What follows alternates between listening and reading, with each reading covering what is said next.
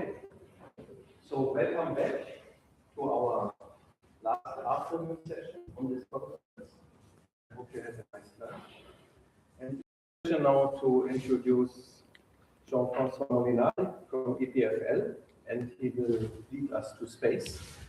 We'll talk about space under stress, modeling fragmentation from hypervelocity impacts and explosive events. Please. Well, thank you, the organizing committee. Really wonderful menu. We had a fantastic dinner, banquet dinner last night. Really grateful also for this honor give me the floor for a keynote. So it's my duty and role to wake you up after lunch. It's going to be hard. It's a very beautiful day outside. I'm also a bit at 100% energy. I hope you can pull me up with you during this talk. There's lots of keywords, there's also lots of names on the slide. Essentially, what we present to you is a PhD work of Thibaut Guéquière-Dierix, about halfway through his PhD studies at EPFL, in co-advised between me and Guillaume Anciot. And also, I will focus on the collaborative work on what Thibaut did lately with Vincent Acari on non-smooth contact mechanics. There's other names because it's part of bigger projects based on the Swiss NSF ANA projects, lead agency project. We have also grants from ESA, the European Space Agency, to look at this global thematic of space under stress. It's a thematic that is growing in my lab. I will have to spend a bit of time trying to give you some context information. I will also give you context on explosions and fragmentation. And in the second part of my talk, I will tell you about Thibaut's work. That is the dirty stuff we used to do for handling interactions between debris and fragments, and that is penalty contact. I'm sorry, but that's because when we have an explosion and lots of fragments, it becomes kind of a granular flow, and penalty is what is used in dam with some dumping. So we used to do this for a longest time. So we'll go back in time 2 years, 20 years ago, when I was faculty in the United States. And then lately with Thibaut, we discovered that's not going to cut it for what we want to look at now. And we need to do non-smooth contact mechanics. And that's the collaboration with Vincent Acari. So now the context. So there is lots of junk in space. And you will not believe the type of junk that you can find. You have here some examples of gloves, cameras, spatulas, a toolbox, very recent toolbox that is drifting in space at hypervelocity speeds. That means a few kilometers per second, so gigantic speeds. Obviously, all those large objects that astronauts may have dropped by mistake and that are floating around planet Earth in orbit, obviously, those large objects, they are tracked by NASA, by ESA, by the space agencies. And is this working? Yes. And here you have a movie that I took from the ESA website, where you can see actually a tracking of those objects in orbit. So you see the large ones, and this movie will get more and more crowded because they're adding on top of this smaller and smaller objects. So what ESA is tracking in NASA are about 54,000 known objects of sizes above 10 centimeters to very large sizes of a few meters, like spacecrafts that are, and they're tracking the big ones. But you have about 1.2 million objects that are in between 1 centimeter and 10 centimeters. And those are not tracked. It's very hard to know where they are.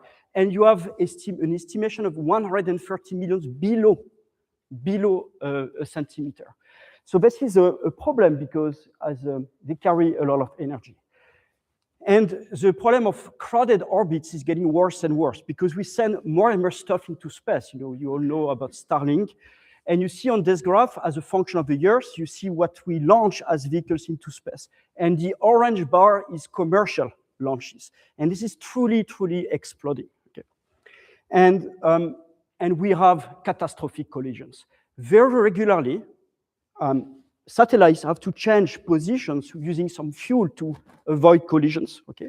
This is done very regularly, but it's getting more and more tedious because of those increased launches. And in 2007, there's an event that shocked a bit everyone in the world, where the Chinese sent a missile to dismantle basically one of the satellites. And that created 3,000 very large debris floating into space. That shocked everyone because that polluted the orbit. So it's not sustainable, those crowded orbits, especially low Earth orbits. And people argue that we are one catastrophic collision away from what is known as the Kessler syndrome, where things become catastrophic. It's a self-feeding negative loop where you create a lot of debris during an impact. Those debris will float and will impact other stuff around them, and that would lead to an exponential growth and full conjection of the orbit. So we try to understand that. So I know you've seen a lot of complicated equations so far this week. I'm sorry to be very, very basic here, but let's recall some basic physics, okay? Does it matter to track what we call LNTs in a caption of a title? LNTs are little non-trackable objects. They are typically objects between 1 and 10 centimeters. Does it matter to follow them? Well, let's look at a marble, which is 5 grams, traveling at a speed in orbits of 10 kilometers per second. That's the same amount of energy upon impact as a 1-ton car driving upon a wall at 80 kilometers an hour. So this is a gigantic energy of about 250 kilojoules. Okay, so it does matter. That's why they call little non-tractable objects. Okay, so we need to understand the physics of those impacts. Eventually, I want to say, though, that things eventually go back to planet Earth. There's atmospheric reentry. In fact, the smaller the particles are, the more sensitive they are to drag, okay, and they will plunge back to the atmosphere and burn, okay. But it may take decades, so it's a very slow cleaning process. And we do have a lot of examples also of vehicles, of objects returning to planet Earth. You have here photographs of things that people found in their backyard, okay, so it's a bit scary. And you see on those graphs the number of returning objects as a function of the year. And this is increasing like crazy. So let me skip a bit this video, but show this one, if I can play this. This is a video that my son sent to me on Monday. My son is studying at Zurich. He visited my daughter, who's studying in Paris. Okay, so apparently they have a good time. He visited his sister, and they went on a péniche on the Seine River in Paris. So let me try to play this. I asked permission to play this for my son. How can I play this movie? Can you try to? Can you help me out? In the middle, yes. So they are enjoying their time on the River Seine, in a boat full of tourists. It's by night, it's a beautiful Paris light. They're going to go under a bridge now. The video is not clear. And after the bridge, you start to see the Eiffel Tower.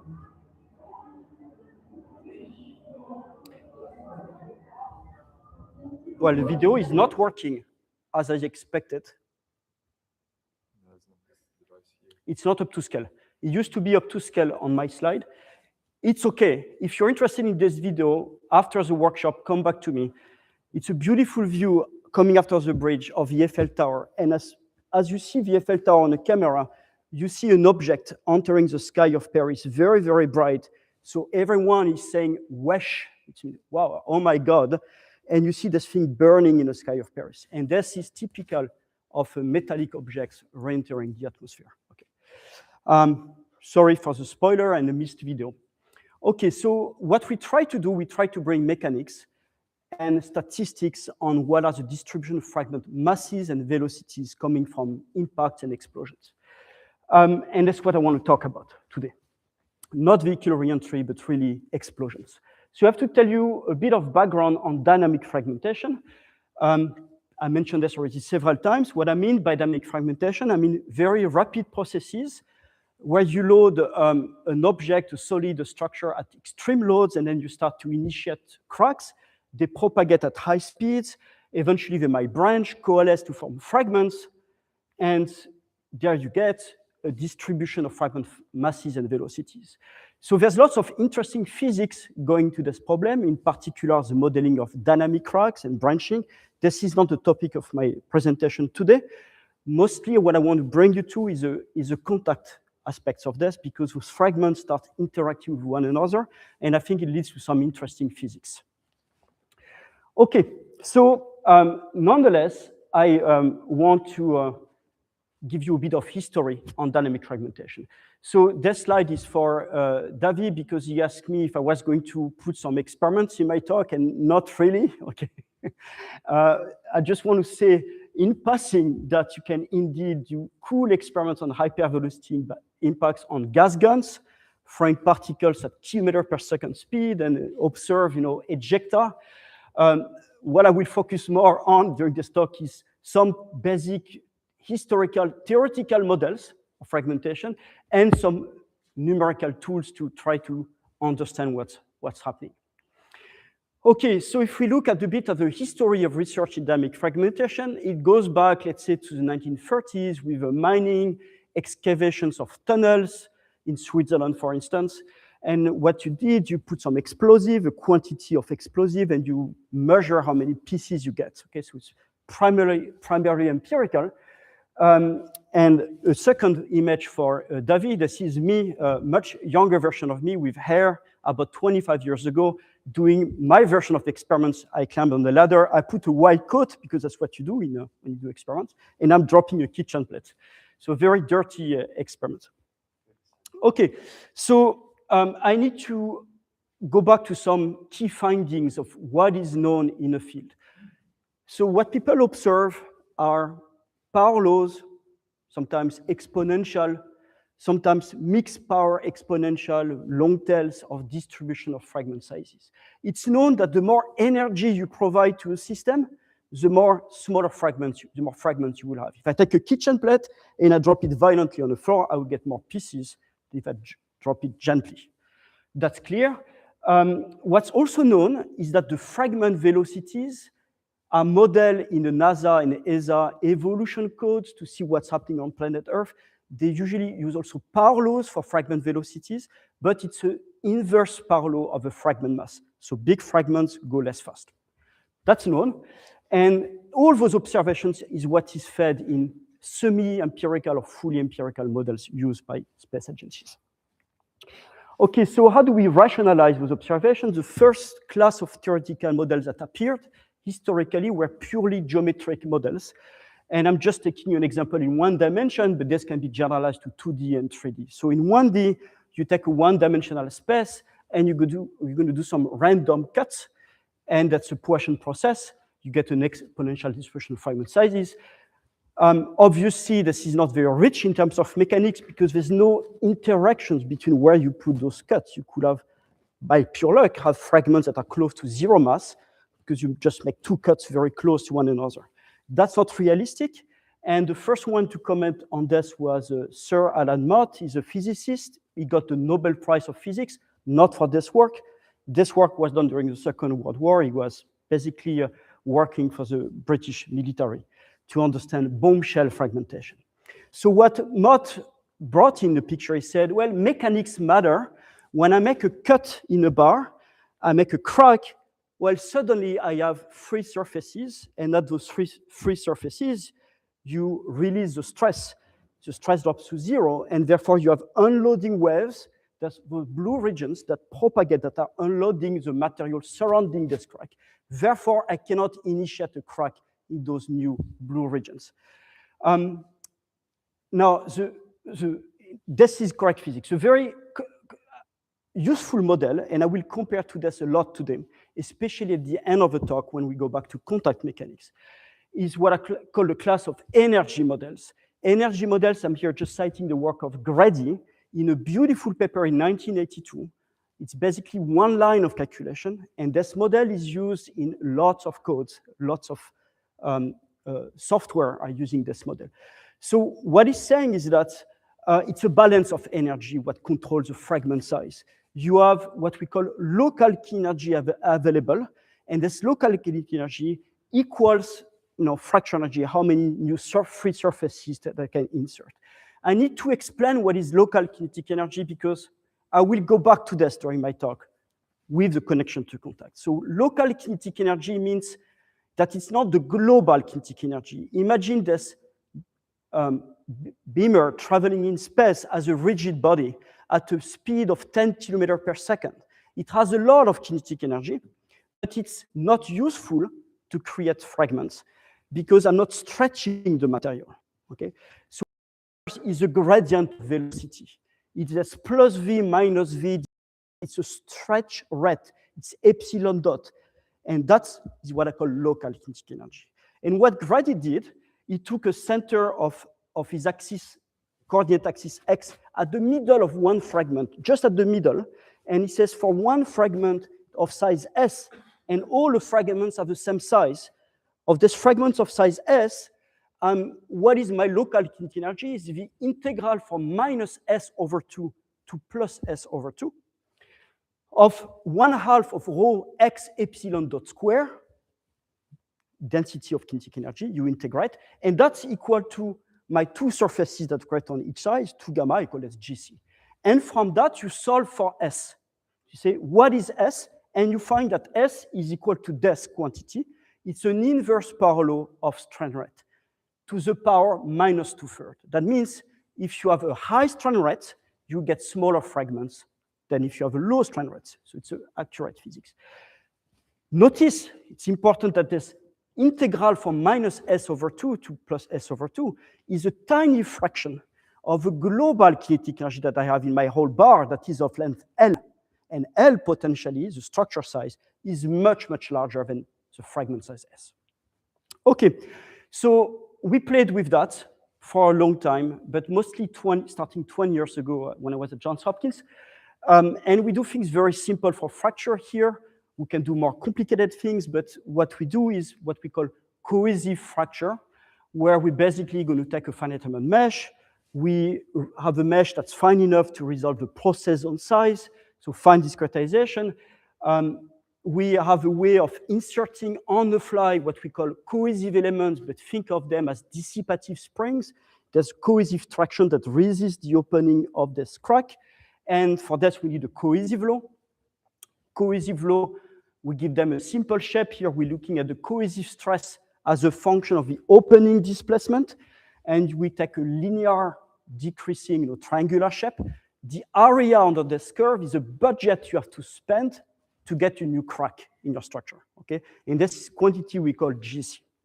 And if we have contact, if the cohesive law is partially damaged, partially open, and things vibrate, and we go back in contact, we're going to enter in a contact domain, negative displacement, for which we use a penalty spring of stiffness K minus, okay? That's what we used to do.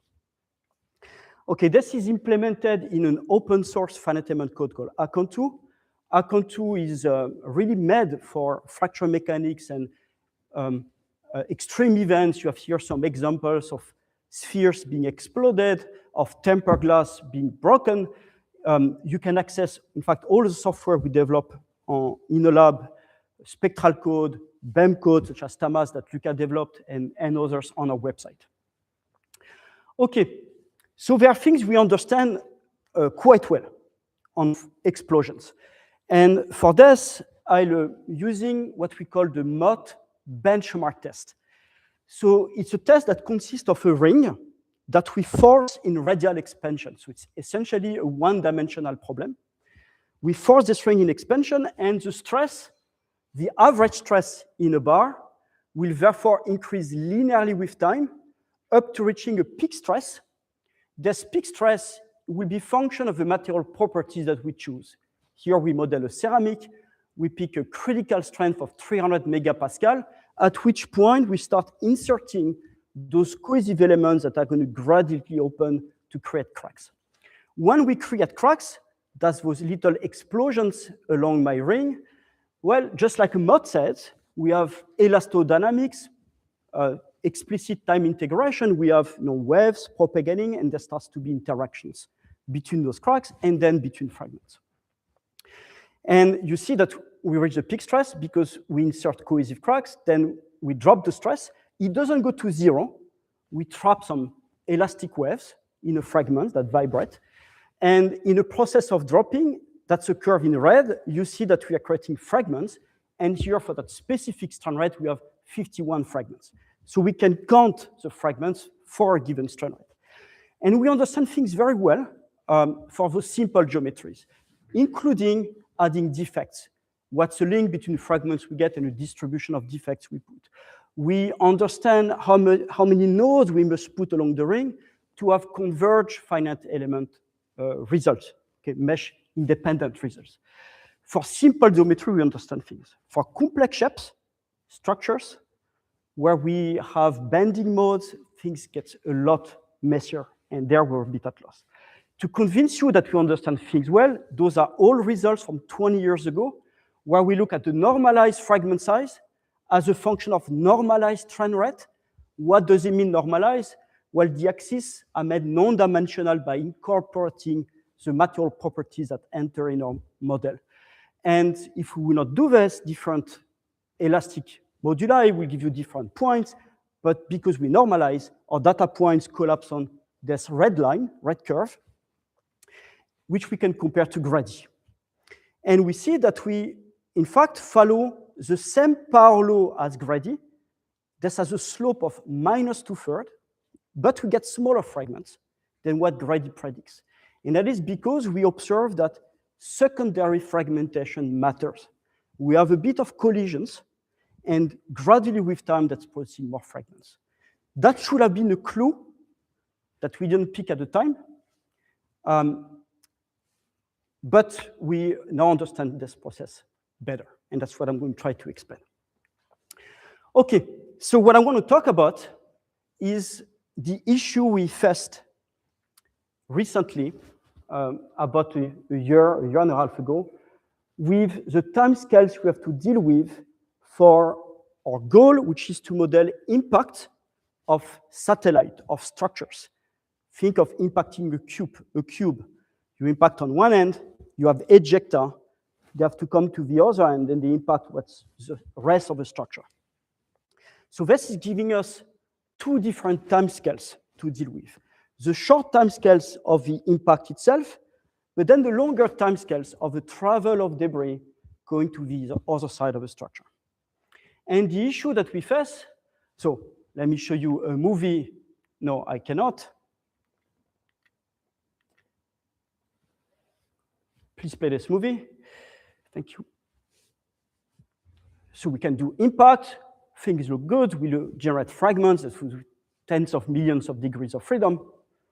It looks good, but in fact, it's not that good, because if we zoom on specific fragments for, say, an explosion of a sphere, because the stress is more or less uniform in my shell at a given instant of time, I will insert a lot of partially damaged cohesive elements.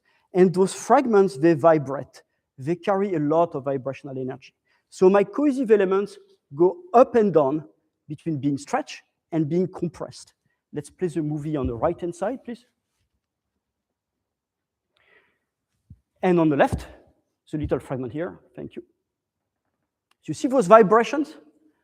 And we keep iterating between the positive opening and negative opening of a cohesive law. And we have a non-smooth, we have a kink in a cohesive law. And that gives, little by little, a drift of the energy in our system. And eventually, if we track the number of fragments as a function of time, what we used to do 20 years ago, which was fine, we were basically on the zoom region at the small time scale. We were reaching a plateau, and we're fine with this. But unfortunately, for our second time scale we need to address, the energy is exploding, and so is the number of fragments. So we are not stable.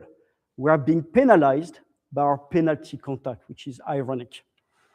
Or not, it's not a surprise to many of you, but we need to do something better. So there, before I go to Vincent, coming to our help, this is an interesting, I think, patch test just to understand the issue that you can give to a semester project, bachelor project for students, of a 1 degree of freedom system. It's a one mass, one node, attached to a spring of stiffness K+, and you displace it by displacement delta, and you solve the oscillation in the spring. But when it goes to the negative delta, we're going to have a contrast in stiffness. In compression, it's K-. If K+ over K minus is 1, there's no contrast. We call the ratio of the two stiffnesses alpha. And if you look at the stability map as a function of alpha and the time step, because of course, if you reduce a time step, that helps you for the stability. You know, we have guidelines for like CFL time step in explicit dynamics. But I want just to highlight how complicated this map is already for 1 degree of freedom. That's a problem that Thibault tried to solve analytically. He could not. It's too complicated. So he did a bunch of numerical simulations. All the points you see, and in particular the black points, are points where we see an exponential growth of the energy. And basically, we have an instability. And you see this complex phase diagram where we have tongue of black instabilities invading what is a stable pinkish region. So extremely complex already for 1 degree of freedom. So we need to do better. And there comes Vincent Ancari, who is listening to me in the train. Unfortunately, he's not here to step up to my rescue at any point after my talk. But Vincent, and as you all know, there's probably 20 people in this room that could teach me many things about non-smooth contact mechanics. And of course, including Vincent. There's a long history, in fact, in a French community with the Morojan work on non-smooth contact mechanics. So the idea of non-smooth contact mechanics in 2 words is that don't fight the math. It's you have a discontinuity, you have to embrace it. Don't try to address it by reducing the time step to precisely solve the instant of contact. No, instead, work with impulses, the integral of the force. And what we did with Vincent, we have this embedded of non-smooth solved with an Euler scheme, but embedded with a Newmark second-order scheme. So within explicit dynamics, which is actually quite efficient. We have to work a little bit harder, but we can increase the time step for stability by a lot, so we are winning. And I want to demonstrate this with some benchmarks. So the first benchmark that I'm showing is showed in a paper that is missing here. Yes, sorry, this paper. It's a benchmark of a bar of length L, in which Thibault has inserted about 1,000 cracks, basically 1,000 zones of fully damaged, that we use to deal with penalty contact. And we're going to compare this to non-smooth contact mechanics. So we are dropping this bar on a rigid plane, and we know exactly what is the time of rebound. It's the elastic wave going back to the top, reflecting back to the bottom, and then it's bouncing. So that's what you see here with the position you see as a function of time. The bar is moving to the contact, it stays in contact, and then it's bouncing. The red curve is solved with non-smooth contact. If you use penalty, and the penalty here is shown by those different green curves with different stiffnesses, K minus. If you make your stiffness very, very high, you can approach the right physics, but the price you have to pay in CPUR is basically killing you. Okay. So it's terrible, but at least you can maybe think you can approach the right rebound time, so you're good with this. If you want to use lower stiffnesses, the rebound time is completely off. Now, irrespective of what the stiffness you put in a penalty, you have to deal with extreme vibrations.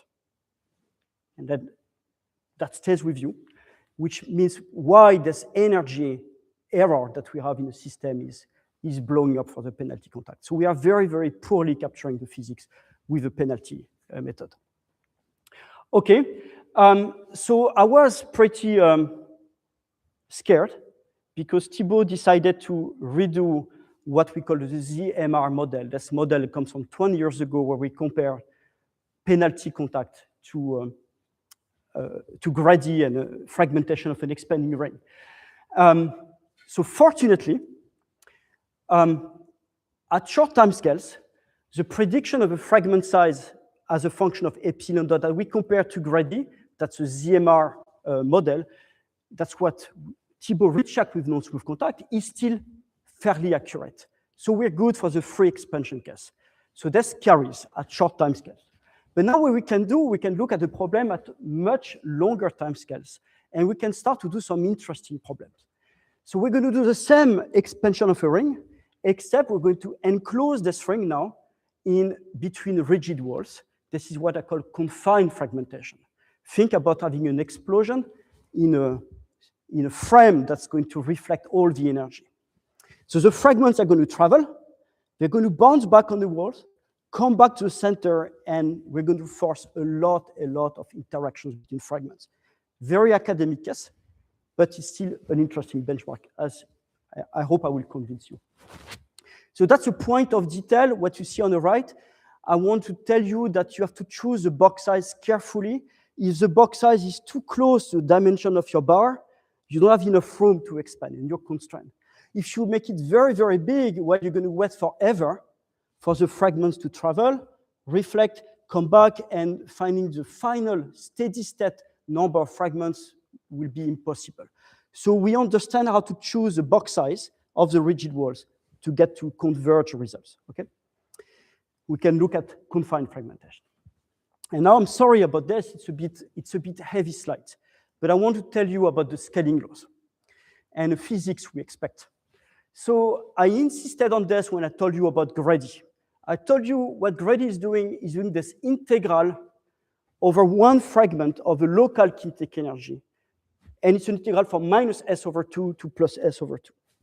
And he's equating local kinetic energy to a fracture energy, creating surfaces on both sides.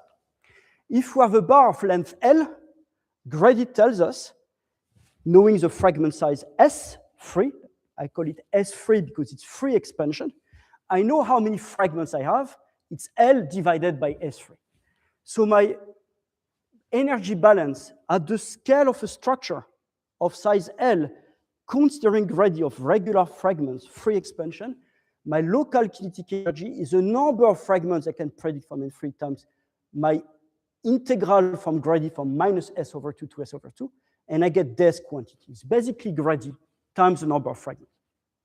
But now in confined expansion, I have a reservoir of energy which is much, much larger because my integral of my global energy is from minus L/2 to plus L/2. So this is something we can compute, and notice that the difference between the two is the scaling factor of L divided by S3 to the square. So let's imagine that you have a ceramic plate that has 100 fragments in its width. Then what you get as a ratio of scaling is 10 to the 4. 10 to the 4 more energy available. So we try to test this. We try to test, is my fracture energy that I spend in my system that I'm exploding, does it scale with L square, basically, with the length scale of my structure to the square? It does not. Okay, some caveats. You see that we have a very, very narrow window of observation, only one order of magnitude. So we should not be talking about power laws. Indeed, if we have only one order of magnitude. The problem is that it's extremely costly simulations. We need to form the fragments. We need them to interact up to the point they reach some sort of Boltzmann distributions of particles that travel in a box and bounce on one another. So it's very costly. We find some evidence that things fit on this log-log scale on a straight line. We don't get a power 2 exponent. It's somewhat lower than this. And also what we observe is not all the energy is used to form fully formed fragments, but we have also partially open cohesive elements, so some partial damage, some diffuse damage in the structure. And this is my last result slide. And this slide I'm struggling with, and I find it puzzling. This is yet unpublished work, by the way. We hope to submit this soon. And I'm really curious to know what you think, if you have insight on this. So I find it very, very strange, because in a non-smooth contact algorithm that Vincent helped us implement in our code account 2, we have also what we call a restitution coefficient. We can model purely elastic impacts And that's what we call a residual coefficient. E is equal to 1, or we can have some contact dissipation. We take values below 1. So you have here this weird scale of E where the black point is for 1, and then we take 0.9999 for E, 0.999. We drop the values. Those are the reddish orangey points. And I want you to focus on this plot here, which tells you the energy you dissipate. So let's put dissipate in between brackets, because in dissipation of energy, we have true dissipation, which is contact dissipation when we have a non-elastic contact. That's energy that you lose. You basically cool the temperature of your system through impact. The energy drops to 0. And you have also what we call fracture energy. It's cracks that we created.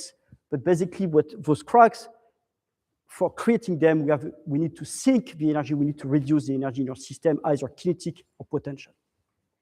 So here we look at the dissipated energy normalized by the energy we injected in the system. We create an explosion. We provide an initial kinetic energy, and we see what happens. We're going to create debris as a function of time. And the reference case is a purely elastic contact, the black curve.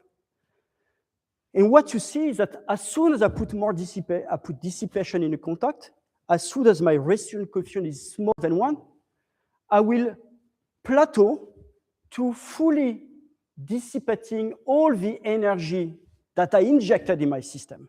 And it's normal because through those impacts, I'm dropping the temperature to 0. So we reach 1, okay? But what is dissipated in fracture, because for E equal 1, it was only fracture, it was only G. Now, when we have G plus C, C is dissipated in contact energy.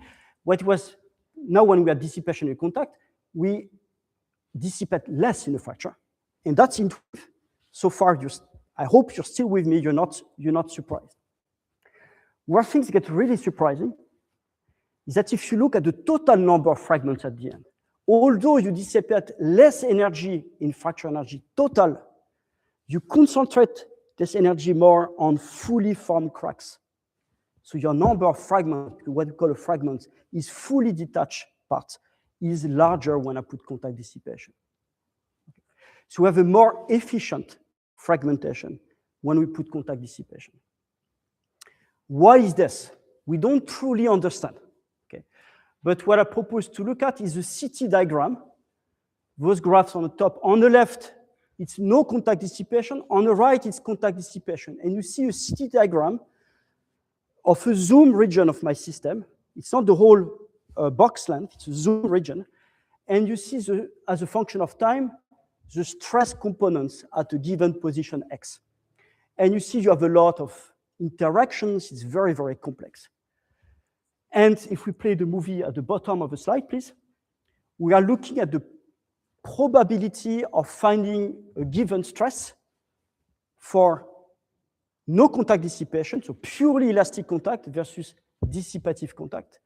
And what you find is that in case you are non-dissipative, you have a lot more vibrations and impacts, which means you are a much longer tail in the stresses that you reach in your fragments.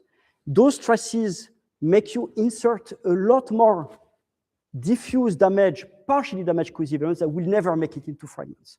Whereas the dissipative contact, gradually, you get a direct at the 0 stress because indeed you are cooling the temperature. So I will leave you with this. I want to sum up the main points. So I talked a lot about fragmentation, about explosions, about impacts. This is a direction we're going to. We had to step back a little bit and do better for the contact using non-smooth contact mechanics. This is being implemented in Acon2. It's a 3D general purpose finite element software. We'll be testing this summer for impact of plates, hoping we can extend our simple geometries to more realistic geometries. With that, I thank you for your attention. Thank you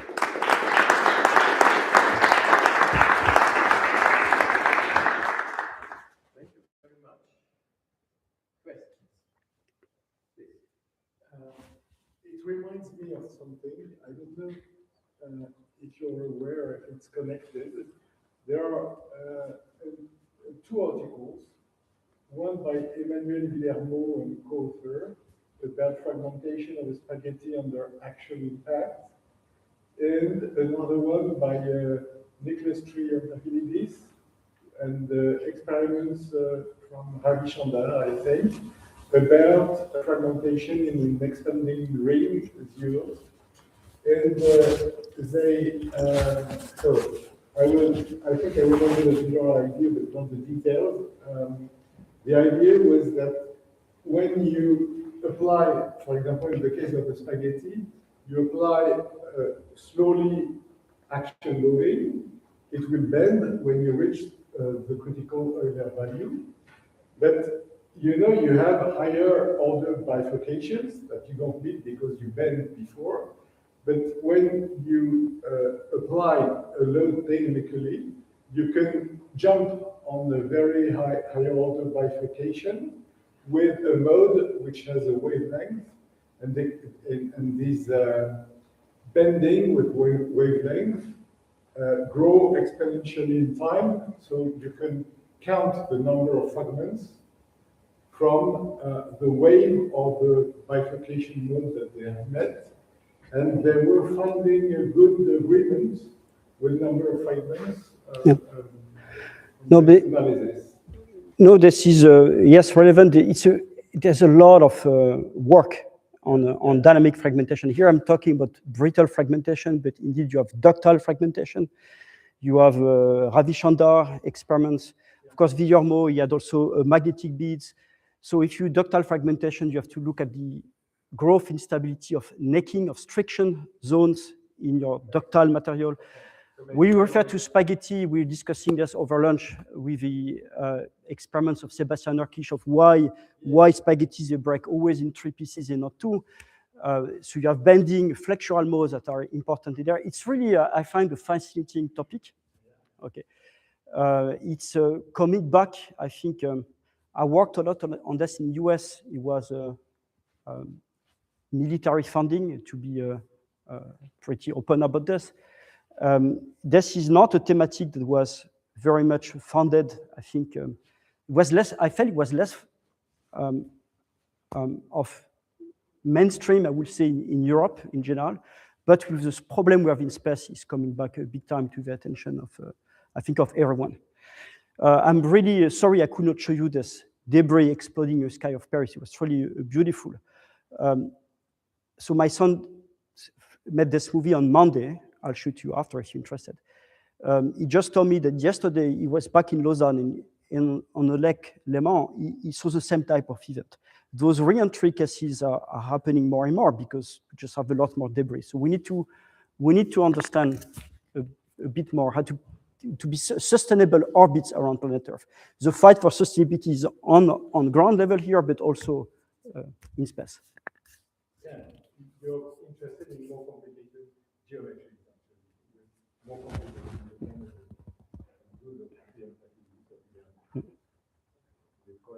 Yes. No, I would have one. Do you have any numbers about the simulation times and type of resources you used for these results? Good question. I think the worst cases that T-body, but I hope I'm not saying something stupid. He's probably listening to me. And well, if I say something stupid, he will yell at me on Monday. It's okay. I'll survive. I think the most challenging cases, that's for the biggest L. Remember, with only 1 order of magnitude. But we need the box size to be larger than L so that we can let it expand and come back. This was already a few days. It was like a week. I would have a question concerning slide 20 or 21, where you had this diagram where you were talking about stability, right, with your angle alpha, and then yes. Even for smaller time steps. Even for smaller time steps, you had some black dots. So my understanding is, and that's my question, whether this is correct, this is not so much about stability, it's more about how accurate you match the collision time in your time integrator. That's a discussion I agree with you. That's a discussion we had with Nicolas Moes. You could do things clever in where you compute, in where you do your time stepping. I agree with you. Here we did not try to optimize. Okay, we used the same numeric explicit scheme and see what we got. We could change this map. I agree with you. No, my question is only, I mean, if you just go for straightforward numeric, it's clear you will not match the right collision times, and then I would understand. So that's somehow how it could look like. Okay, and then I have a second question. Like 2 slides ago, there was, just for curiosity. Which slide? 16 maybe. You had some power law. There was written like something like 1 plus 4.5, and then this one. Yeah. Just for curiosity, why 4.5? Because no, we call it a model, but it's not a model, it's a fit. Those are observations, and it's the best fit. There's no, I think this 4.5 comes from, so the limit of Glenn-Jivnowski, there's 2 regimes on this diagram. This is not normalized trend rate. Above 1, you enter the dynamic regime and you're controlled by the local kinetic energy and you get a Sparrow law. Below 1, you enter the quasi-static regime. And there, it's not the kinetic energy that matters, it's the stored potential energy. So the limit of Glenn-Jivnowski is you stretch a bar in static, you have elastic energy, potential energy, and you use this to break it. So it's an equality. What we observe is that although we are in static, the process of fracture is dynamic. If you break a window, you will hear a crack, some noise. So the process of the rupture itself is violent, and it creates some acoustic waves. And that means we don't use all the potential energy to create cracks. Part of it is transferred into kinetic energy, into acoustic emissions. This is why we have fragments that are larger than the theoretical limit of Glenn and Jivnowski. Okay? We don't make a perfect use of our stored potential energy. And it turns out that this fraction is linked to this 4.5. Take epsilon dot to 0.